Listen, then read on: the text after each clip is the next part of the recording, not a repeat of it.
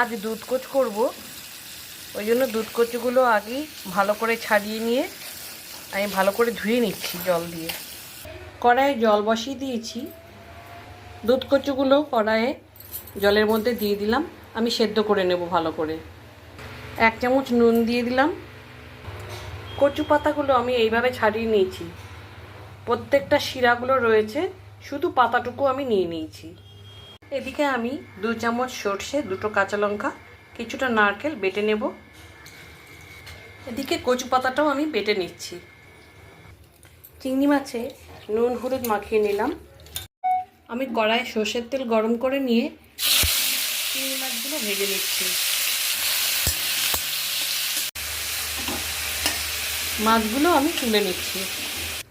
ওই তেলের মধ্যেই আরও সামান্য একটু তেল দিয়ে আমি কচু পাতা বাটাটা ছেড়ে দিলাম।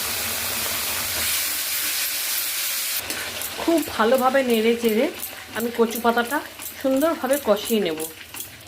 এই সময় আমি স্বাদ মতো নুন, হলুদ আর চিনি দিয়ে দিলাম। সর্ষে, নারকেল, কাঁচা লঙ্কা যে বেটে রেখেছিলাম সেটাও দিয়ে দিলাম। এবার এটাকেও ভালোভাবে কষাতে থাকবো। কচুতে যাদের গলা ধরার ভয় আছে তারা সেদ্ধ করার সময় একটু তেঁতুল দিয়ে দেবেন, আর রান্না করার সময় একটু পাতিলেবুর রস চিপে দেবেন, তাহলে আর গলা ধরার ভয় থাকলেও সেটা আর ধরবে না। যদিও এই কচুতে, দুধ কচুতে গলা ধরে না।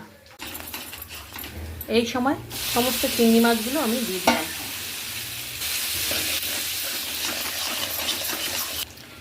এই সময় আমি গ্যাসটা অফ করে দিলাম আর বেশ খানিকটা সর্ষের তেল দিয়ে দিলাম।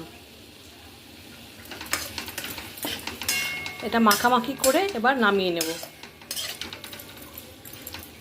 আমার কচু পাতা বাটা চিংড়ি মাছ দিয়ে রেডি।